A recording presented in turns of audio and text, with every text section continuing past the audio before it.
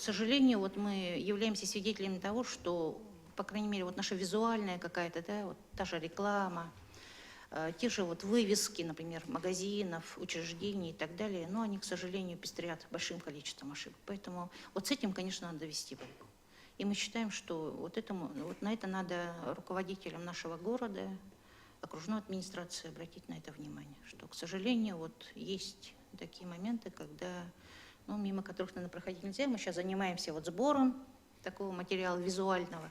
И вот в преддверии больших вот таких международных событий, Дети Азии, да, вот, ну, те же вот спортивные какие-то мероприятия, конечно же, перед гостями столицы, наверное, негоже показывать вот такие моменты. Мы участвовали в гранте главы города, вот в народном бюджете.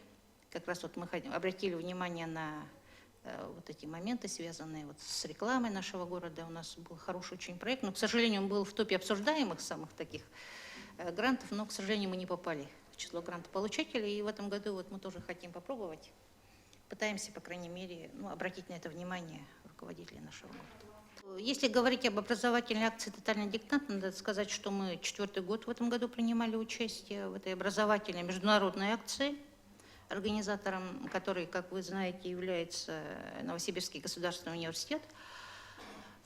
Но мы отмечаем следующее, да? Ну, прежде всего, нас радует, что прежде всего горожане, они активно принимают участие в этой образовательной акции, и в этом мы действительно тоже видим вот желание, стремление жителей города, жителей столицы,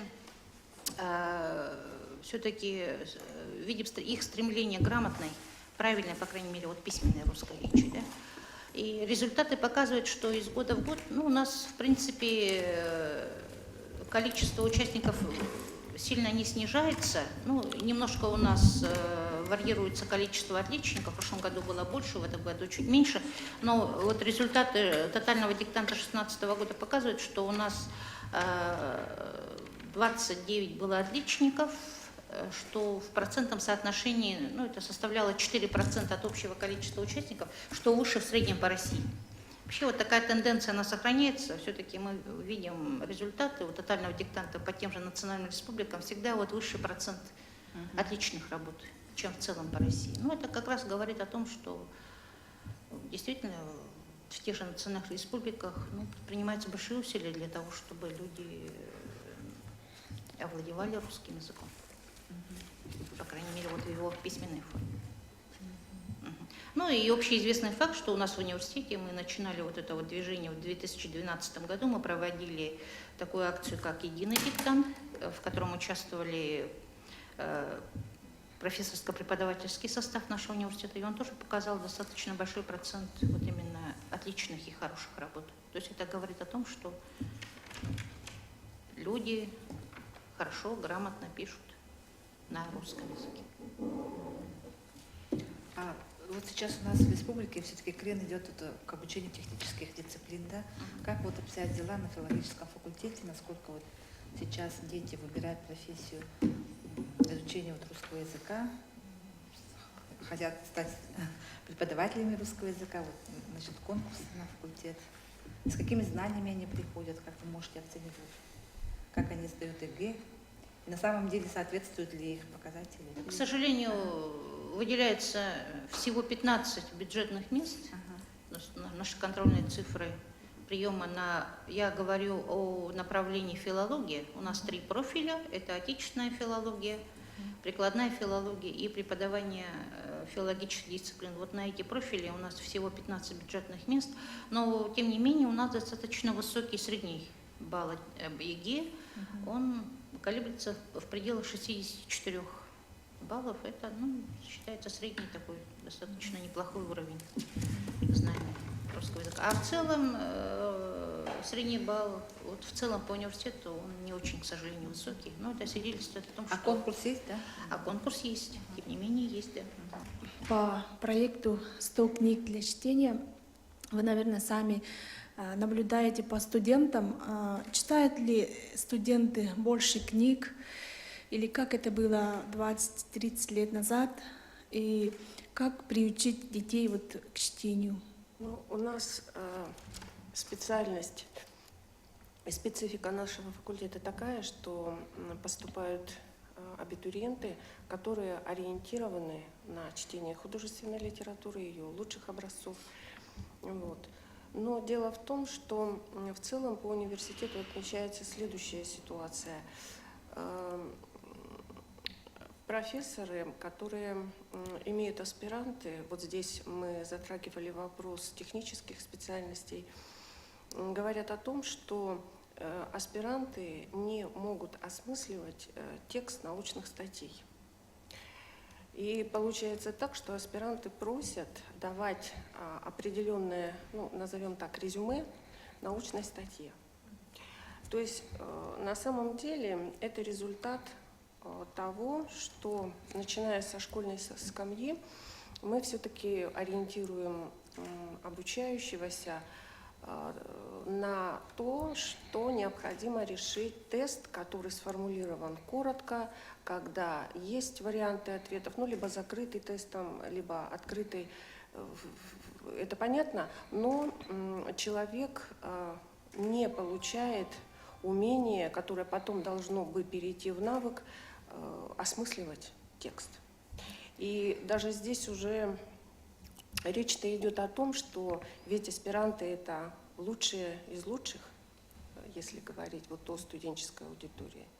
Поэтому вот здесь, конечно, вывод такой, что нельзя овладеть русским языком вообще не читая. Вот. И вы знаете, когда стирается, уничтожается грань между нормами литературного русского языка и действительностью, под действительностью я понимаю разговорный язык, его устную форму, которая часто имеет не просто огрехи, но и такие, знаете, конструктивного рода ошибки. Вот здесь, я даже вот сейчас говорю, я вспомнила практику дадаизма. И если говорить об этой практике, то как раз дадаисты выдвигали тактику, которая показывала всю жуть, весь ужас той ситуации, когда вот эта грань между нормой и свинцовыми мерзостями жизни, она будет уничтожаться. Ну вот сейчас я вспомню эту тактику. Дадаисты рекомендовали: первое — взять газету и взять ножницы. Второе — выбрать в газете статью объемом в предполагаемое стихотворение. Третье — вырезать статью. Четвертое — затем аккуратно разрезать статью на слова, сложить все в сумку. Далее встряхнуть, перемешать, вынимать по одному, переписать слова в том порядке, в каком они выпали из сумки. Стихотворение будет похоже на вас. Вот, понимаете, причем дадаизм, он возник в нейтральной абсолютно Швейцарии, в Цюрихе. И получается, что, собственно говоря, посыл-то вот этой вот, казалось бы, может быть, ироничной коммуникативной тактики, да, в чем? Эта тактика показывает бессмысленность человеческого существования. И поэтому вывод такой, что не читая книг невозможно быть грамотным человеком, невозможно владеть языком. Уважаемые коллеги, добрый день. Я хочу сказать вообще о такой социальной роли русского языка. В школе, например, русский язык имеет две функции. Во-первых, это предмет изучения и обучения, а во-вторых, это средство приобщения к другим наукам и приобщения к мировой художественной культуре, литературе. И какую бы специальность, профессию человек не имел, он, конечно же, должен хорошо уметь выражать свою мысль. Это очень важная коммуникативная функция, которая необходима каждому человеку. Поэтому как в стране, так и в нашей республике уделяется очень большое внимание языковому образованию. У нас функционирует Совет по языковой политике при главе республики. Успешно этот совет работает, я хочу сказать. И финансовой основой этого совета являются такие программы, как концепция школьного языкового образования, В 2005-2007 годах функционировала такая программа, как языкового строительства, а сейчас реализуется программа по развитию и совершенствованию государственных и официальных языков в Республике Саха-Якутия. Она направлена на популяризацию как русского языка, языка межнационального общения, государственного языка Российской Федерации, так и миноритарных языков эвенского, эвенкийского, долганского, чукотского языков. И я хочу сказать, вот на российском уровне тоже вот серьезное внимание обратили на эту проблему. В декабре 2015 года на базе Российской академии образования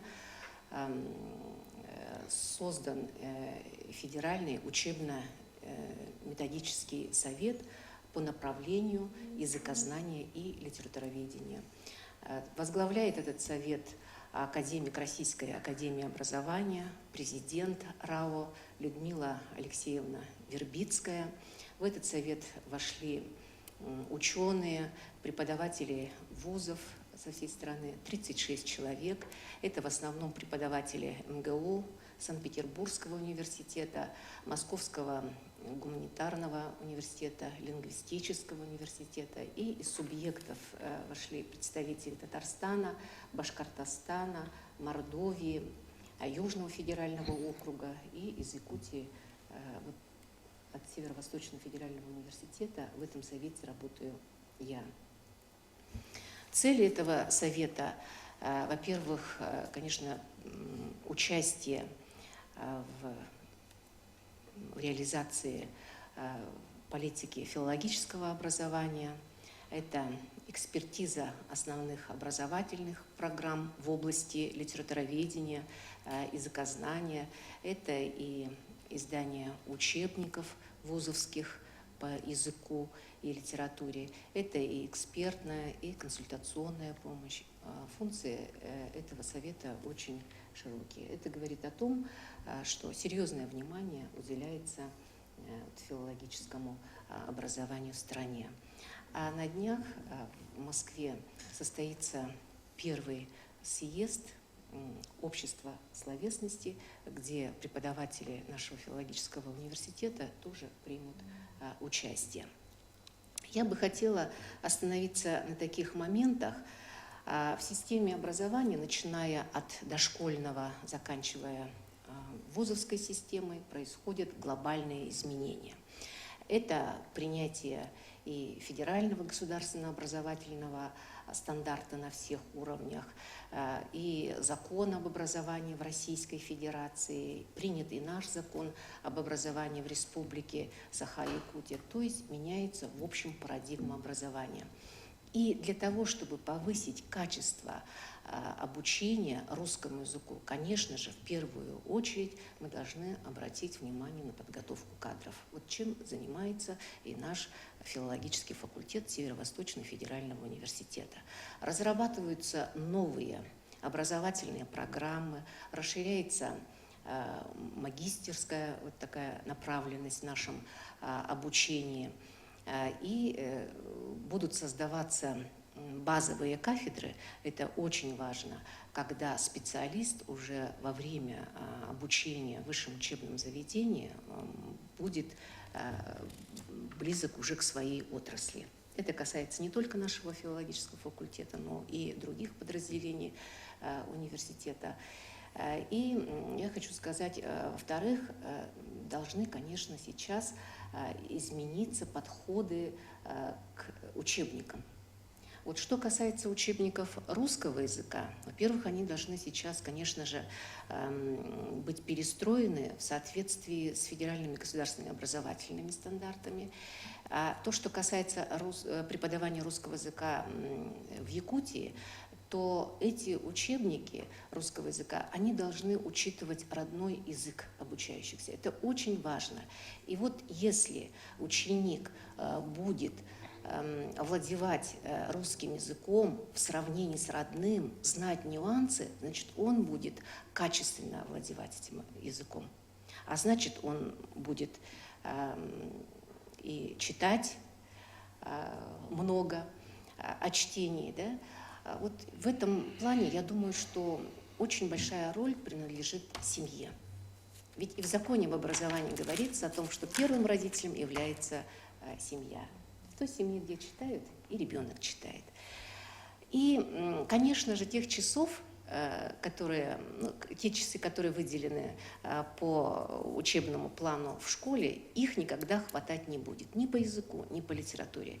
И поэтому я думаю, что очень большой потенциал в этом плане в системе дополнительного образования. Вот как показывает практика, в основном это техническое творчество развивается, там, спортивное, да, культурное направление. В этом плане хотелось бы побольше кружков, различных дискуссионных площадок по лингвистике, по филологии. И это в совокупности даст возможность приобщить наших школьников к чтению. Я хотела добавить немножко, то есть спросить, вот действительно сейчас в школьной программе очень много урезается, да, и языка, и литературы, по-моему. Да, вот сейчас новая политика такая, что дети должны уметь что-то делать руками. То есть мы переходим вот в World Skills, Junior Skills, то есть дети перестают, и сокращаются часы русского языка в том числе, так ведь, да? И из программы уходят какие-то произведения, которые мы раньше изучали. Вот получается, как вот сказал один из моих знакомых учителей, а зачем читать Достоевского, если ты прочитал весь «Колобок»? Если ты прочитал «Колобок», получается, у нас учебная программа движется уже почти вот к такому. Что по этому поводу можете сказать? Вообще-то, знаете, конечно, в области образования сегодня нужны кардинальные изменения. И вот такое сокращение, секвестирование часов на основополагающие фундаментальные дисциплины, как русский язык, это вообще невозможно. Это ни к чему хорошему не приведет. Да? Но так как я представляю совершенно другое направление, русский язык как иностранный, то я тоже немножко об этом скажу, потому что вот 3 года тому назад на филологическом факультете была открыта новая кафедра. Кафедра русского языка как иностранного. И само название кафедры до сих пор вызывает очень много вопросов. Да? Даже вот образованные люди говорят, как это так? С каких пор русский язык стал иностранным? Так? Ну, я, допустим, вот спрошу у Оксаны Васильевны, у вас русский язык родной? Естественно, родной, да? Ну, Матрёна, спрошу, у вас русский язык родной или не родной? Ну вот, не родной, так? А к нам приезжают иностранцы, которые совершенно не знают русского языка, вообще с нуля мы их обучаем. И поэтому для них русский язык – это иностранный язык. Это не нами выдумано, это уже где-то 60 лет этот термин, но, к счастью, это понятие уже сейчас стало составной частью нашего университета. Сегодня в университете обучается около 200 иностранных граждан. И причем из таких стран, которые, казалось бы, экзотические для нас. Например, Гайана. Мы знаем, где Гайана? Вот приехал 3 года назад мальчик из Гайаны, поступил, проучившись год на ВДОПе, поступил в факультет, финансово-экономический институт.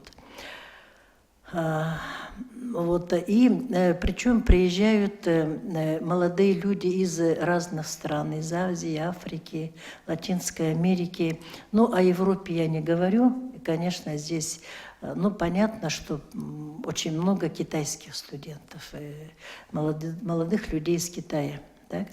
И поэтому перед кафедрой стоит задача, конечно, как можно качественнее обучить иностранных студентов, учащихся, с тем, чтобы они влились в студенческие ряды нашего университета и представляли не только свою страну, но и к общему удовольствию и наш университет.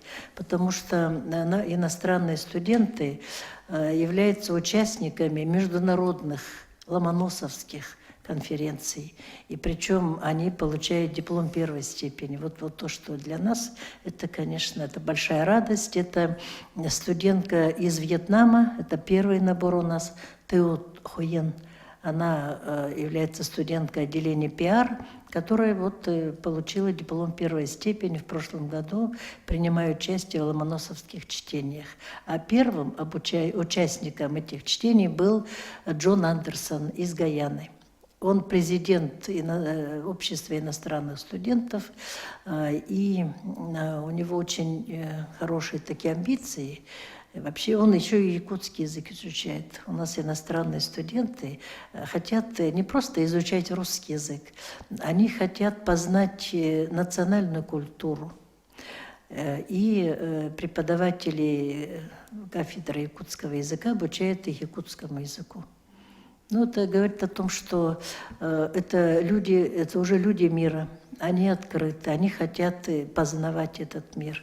Поэтому кафедра русского языка как иностранного, она хотя и молодая кафедра, но я думаю, что очень перспективная. Поэтому вот навстречу 24 мая, День памяти Кирилла и Мефодия, я думаю, что это очень хороший подарок как бы к этому знаменательному юбилею, что в нашем университете существует такая кафедра. Вот. И сегодня мы думаем о том, чтобы создать какую-то такую очень хорошую структуру дистанционного обучения русскому языку людей, которые живут в разных странах. У нас очень большие связи с китайскими вузами. Кстати, вот они хотят, чтобы у нас была такая вот форма дистанционного обучения не только вот с Китаем. Поэтому я думаю, что русский язык – это действительно… Вот сегодня мы говорим о продвижении русского языка в мире. И вот наша кафедра нашего университета является одним из структурных подразделений, который реализует эту политику. Потому что через вот эти маленькие шаги, 300 человек иностранных студентов, которые у нас обучаются, это разные страны фактически. Это люди, которые поедут обратно в свою страну, они будут пропагандировать русский язык, будут пропагандировать Россию. Поэтому, я думаю, что в этом плане очень большие перспективы и у филологического факультета, потому что это не только иностранные студенты, это и продвижение русского языка в странах ближнего зарубежья, и в самой России, потому что действительно мы сталкиваемся с различными аспектами русского языка. С одной стороны, это тотальный диктант, это, так сказать, проверка одних знаний, а с другой стороны, мы видим эти рекламные вот это щиты, которые отражают другой уровень русского языка. Поэтому задача нашего факультета как раз вот во всех аспектах продвигать русский язык. И как профессиональная подготовка будущих учителей русского языка, и как людей, которые приезжают из разных стран, и мы должны их обучать, и влюблять в нашу республику. И, по-моему, это получается, потому что студенты, которые должны были поехать в прошлом году во Владивосток, они не захотели этого сделать. Им очень понравилось здесь, и они поступили на юридический факультет, медицинский институт. Ну и вообще, и когда мы спрашиваем, а как вот климат и все, им это нравится. Ну, вот так вот такой мальчик из Африки, ему нравится зимой на снегу, так сказать, и показывать то, что он не боится, этот снег, этот мороз. Я думаю, что республика наша имеет очень большие перспективы и в плане международного туризма, потому что сейчас это регион, и в политическом, экономическом, во всех отношениях интересный. Поэтому очень многие люди из разных стран интересуются нашей республикой, нашим регионом. Я думаю, что мы готовы, конечно, сделать все, чтобы это было привлекательно. А с какими зарубежными вузами? Мы сотрудничаем, да. Во-первых, очень много вузов в Китае. Там Цицикарский университет, Хайлунзянский университет, Харбинский университет, университет Саппоро в Японии, это ряд вузов в Южной Корее, в Республике Корея. Это, значит, ну, если зарубежно, то европейские, очень много европейских стран, но в связи с международной политикой сейчас с Европой, видимо, проблемы существуют. 3 года назад было очень много ребят из Европы. Сегодня это в основном представители Азиатско-Тихоокеанского региона. Это из Малайзии, из Индонезии, из Афганистана, из Монголии. Теперь и ближнее зарубежье мы тоже заинтересованы в этом. Много ребят из Киргизии, Казахстана, Узбекистана, Украины. Вот поэтому это тоже зарубежные страны. Но то, что продвижение русского языка в мире, это обусловлено самой ситуацией. Ведь несколько лет назад русский язык занимал 3-е место в мире по распространенности. Сегодня мы на 6-м месте. И поэтому, конечно, озабоченность нашего правительства, вот этот вот майский совет прошлого года, где заговорили о концепции продвижения русского языка в мире, как раз говорит о том, что нужно русский язык продвигать и русскую культуру продвигать. Не просто русскую, российскую культуру. И чтобы Россия действительно заняла то место, которое она когда-то занимала. Вот, судя по тому, что 3-е место в мире. А сейчас впереди нас китайский язык. А мы стали 6-ми. А преподаватели СВФУ тоже могут работать в этих вузах-партнерах? Конечно, да, да. Оксана Васильевна, мы вместе были в Южной Корее, принимали участие в международной конференции. Наша кафедра стала инициатором. Вот буквально как на 2-й год нашего создания мы инициировали такой аспект, как русистика на северо-востоке Российской Федерации в странах АТР. Так? Русистика – это наука, которая изучает русский язык как иностранный. Так? И мы провели 2 конференции, одну в Якутске, вторую в Сеуле, в Южной Корее. 3-я конференция планируется в Китае, в Хэлунцзянском институте иностранных языков осенью этого года. Затем мы планируем 4-ю конференцию в Монголии, Улан-Батор. И затем, ну, хотели в Японии, но пока там проблематично. Во всяком случае, мы, кафедра наша инициирует такие явления, и мы вот собираем людей, которые действительно работают в области русистики. В основе государственного федерального стандарта вот лежит идея воспитания личности человека, который должен быть конкурентоспособным вот в высокотехнологичном, таком быстро меняющемся мире. И сейчас роль учителя тоже меняется, если он перестает быть транслятором знаний, он больше всего как бы на уроке режиссер, тьютор, он организовывает вот эту самостоятельную работу учащихся. Больше уроки стали проходить вне школы, в музеях, в библиотеках. Это очень важно. И в формировании наших детей должны участвовать не только школа, но и все организации, потому что очень такая стоит конкретная задача всесторонней во воспитании личности. И это заложено именно в нормативных документах, которые сейчас реализуются в системе и общего, и высшего образования. Ну, следует вспомнить нашего дорогого профессора Николая Георгиевича Самсонова, который в течение 30 лет возглавлял классическую кафедру русского языка. И я хочу анонсировать сегодня большое мероприятие, которое мы проведем в понедельник. Это будет круглый стол, который мы проводим совместно с Якутской и Ленской епархией Русской Православной Церкви, на котором вот одним из вопросов будет вопрос обсуждения большого круга вопросов, в частности, функционирования русского языка, о связи православия и в целом славянского культурного языкового наследия. И одним из таких вот интересных событий, которые произойдут на этом круглом столе, это будет презентация книг, которые были переданы из домашней библиотеки Николая Георгиевича в фонд Якутской епархии. Вот я, Лариса Николаевна, хочу попросить, чтобы она несколько слов сказала вот об этом мероприятии. Ну, сначала, как историк языка, я бы хотела рассказать о празднике, почему он отмечается 24 мая именно, и какова история вообще в России и в Якутии. Ну, 24 мая 863 года было объявлено о создании славянской письменности, поэтому 24 мая отмечается. Да. В 1863 году было постановление в России о праздновании святых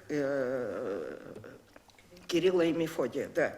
И этот праздник проходил 11 мая, это по старому стилю, по новому стилю это 24 мая. Да. В России после Октябрьской революции этот праздник был вычеркнут из числа государственных, и возродился он уже в 1986 году. В Мурманске первый раз он отмечался, да. Ну, был небольшое мероприятие, но, однако, хорошо было освещено. И в 90-м году благодарные болгары, они считают себя как раз потомками, да, Кирилла и Мефодия, они подарили Мурманску памятник Кирилла и Мефодия. Вот в 90-м году он там был поставлен, этот памятник, установлен от благодарных болгар. В 91 году, вот как уже, по-моему, было сказано, Верховный Совет СССР, они издали указ о том, что это праздник является государственным на территории Российской Федерации. Да. И каждый год назначался какой-то определенный город, где был центр празднования. Да. В разные годы это разные города. Ну вот в 89-м, например, был Киев, в 90-м Минск был. Были также города и Воронеж, и Смоленск, и Владимир, Орел, каждый год. И вот с 2010 года принято решение постоянно проводить, центром этого праздника будет Москва с 2010 года. Да, постоянно, да, постоянным центром. Да. Ну, в Республике Саха-Якутия, как Марфа Васильевна уже отметила, в 93-м году стал государственным этот праздник. С 91-го года он широко отмечается. У истоков этого праздника были Николай Георгиевич Самсонов и Медведева Людмила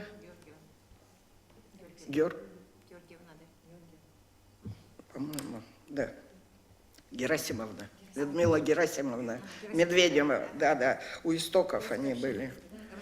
Да, русская община. Ну, надо сказать, что до этого времени несколько раз этот праздник отмечался вот силами в ЕГУ, силами студентов и преподавателей филологического факультета. Ну, там, конечно, Николай Георгиевич это организовывал, участвовали и студенты, и преподаватели. И вот такова история этого праздника. Да. Николай Георгиевич, он преподавал старославянский язык, преподавал историю языка, и поэтому, конечно, студенты шли, несли книги старинные, у него, в общем-то, достаточно такая большая коллекция старинных книг. Да. При жизни он очень много говорил, много раз мы от него слышали, что надо передать это Русской Православной Церкви все-таки. Ну, как-то при жизни он не успел, и вот мы после его смерти эти книги передали. Насколько мы можем признать, что День славянской письменности укоренился по-настоящему в нашей стране, ну, на фоне геополитических событий, на фоне, как вы выразились, языка WhatsApp? Вот. Ну, это мой вопрос.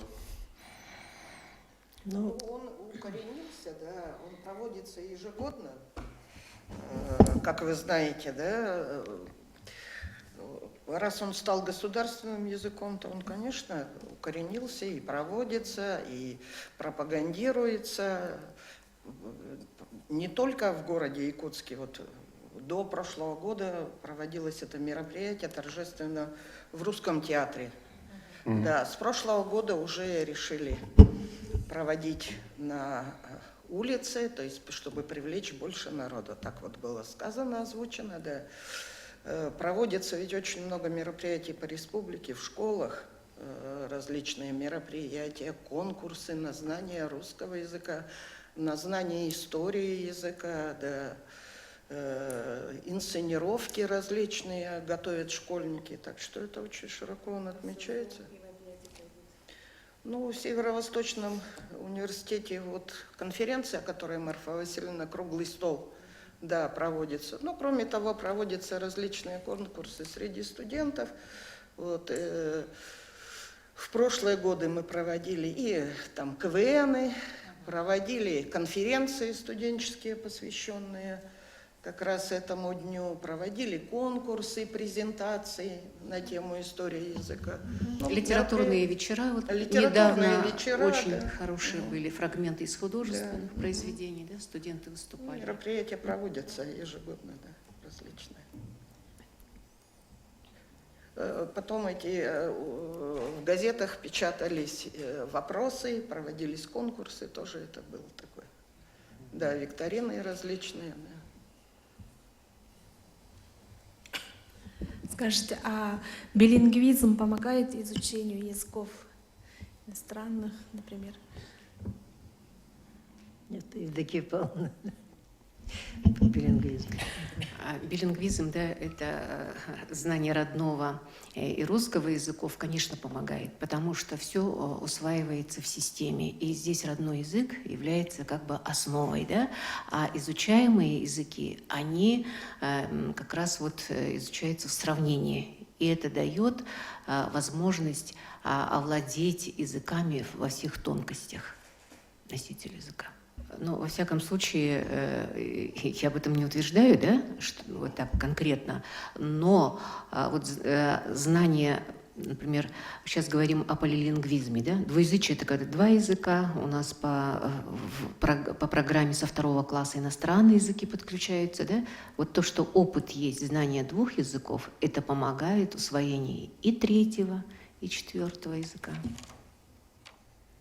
В некоторых школах по 2 иностранных языка. А в местах компактного проживания школьники еще знают свой родной язык. Русский и как минимум 1 иностранный. То есть, ну, это уже потребность жизненная. Русский язык в силу своей структуры, то, что он много значений, ну, допустим, у одного слова того же. То есть этот язык не вытеснит русский, как вы думаете? Каковы его шансы вытеснить? Да, очень много иностранных языков.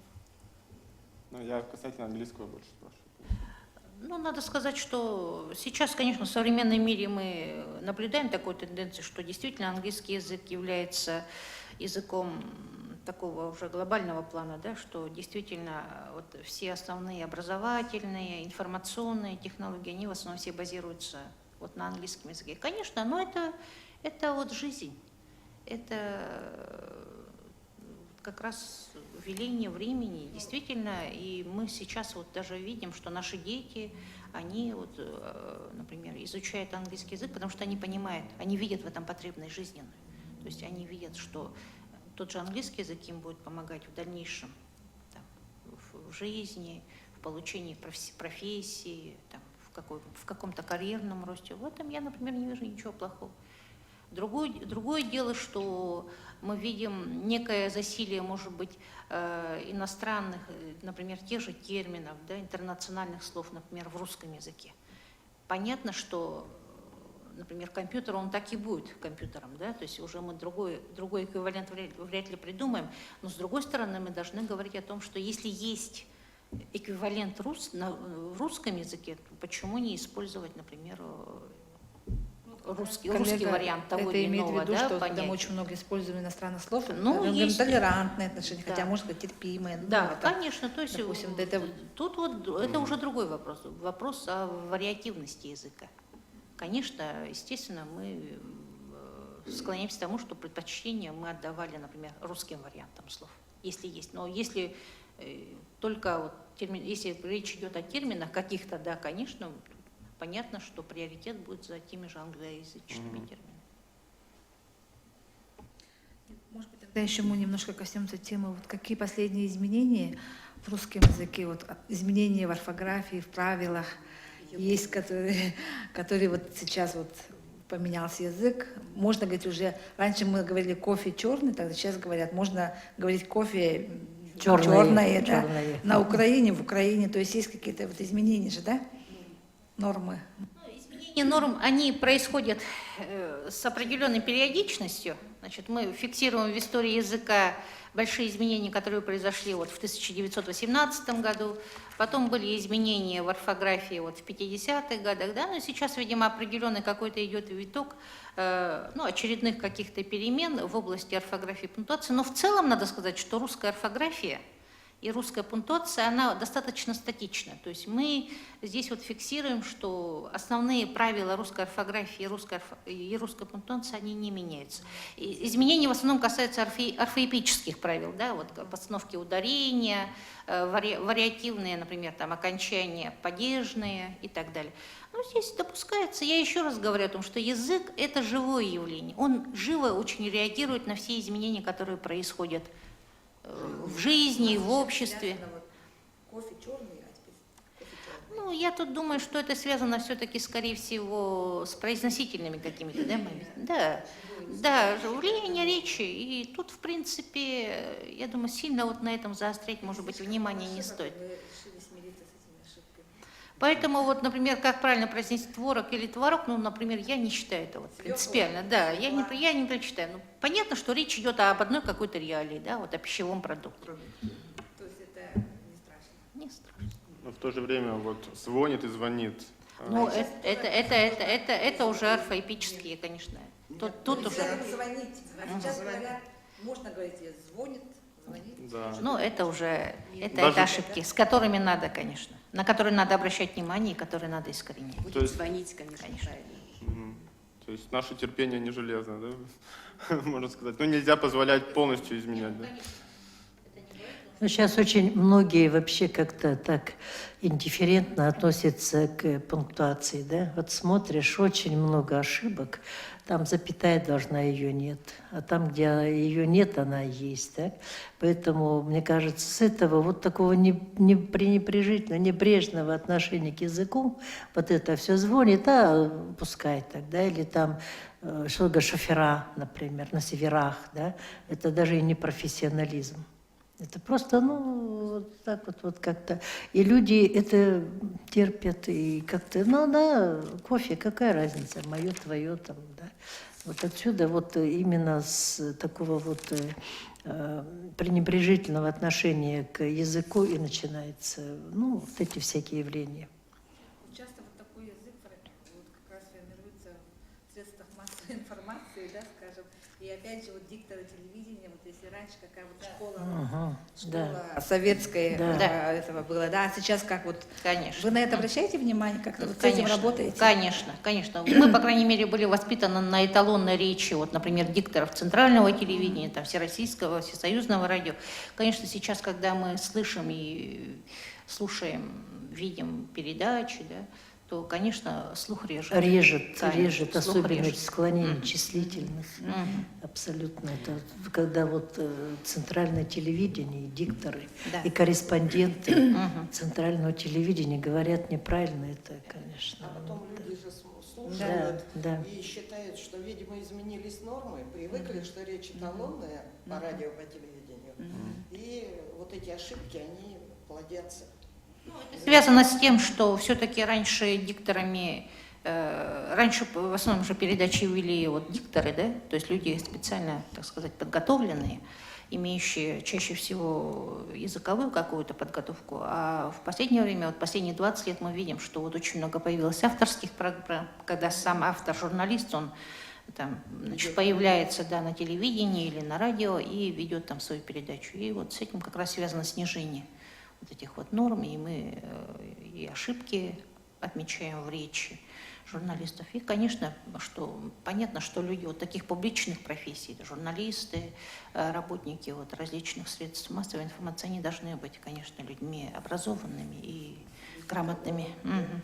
Может быть, мы тогда инициируем какой-то проект, чтобы вы нам помогли правильно и говорить, и писать. Может, как-то вот наши вот статьи вот можете время от времени смотреть. Ну, я хочу сказать, что в стилистические частности ошибки. у нас вот на нашей кафедре есть вот как раз автор Лариса Николаевна, у нас есть курсы русского языка в разных аспектах. То есть мы можем вот такие курсы проводить в организациях, на предприятиях. Пожалуйста, приглашайте на договорной основе. Мы всегда рады помочь овладеть вам правильной, грамотной русской устной и письменной речью.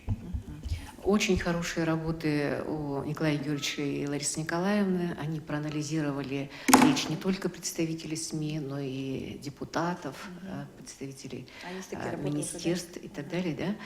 Да? И там вот эти ошибки указаны и предложены пути их преодоления. Где можно познакомиться с вашими людьми? Но у нас студенты пишут выпускные квалификационные работы, вот как раз связанные с речью, вот СМИ, ага, подмечают ошибки, разного рода ошибки. Все это у нас есть, у нас достаточно у нас богатый фонд, да, поэтому материал очень большой, обширный, мы готовы с ним поделиться. Да, я помню, в 90-х годах мы даже отдавали как-то в газеты свои преподавателям СФУ, чтобы они вот разобрали вообще вот материалы. Какие ошибки там, скажем. Ну, ладно, пунктуация, это все у нас там все-таки корректура работает. А вот стилистические ошибки, да, вот использование языка. И было очень интересно, да, послушать специалистов, и хочется вот тоже время от времени, видимо, да, можно тогда вас приглашать и пользоваться. Ну, наверное, у нас уже время, да? Ага, поэтому спасибо всем нашим гостям за то, что вы пришли сегодня, уделили нам внимание, рассказали очень много интересного. Ну и мы желаем вам успехов в вашей работе. И, конечно, очень приятно, что у нас с ВФУ работают такие опытные, маститые профессионалы своего дела, что если к нам приезжают не только вот наши студенты учатся, но и из таких стран приезжают и учатся именно русскому языку, казалось бы, где? Не в Москве, не в Петербурге, а вот, ну, скажем, в отдаленной Северной Республике. Это показывает уровень наших преподавателей очень высокий. Спасибо вам большое за вашу деятельность.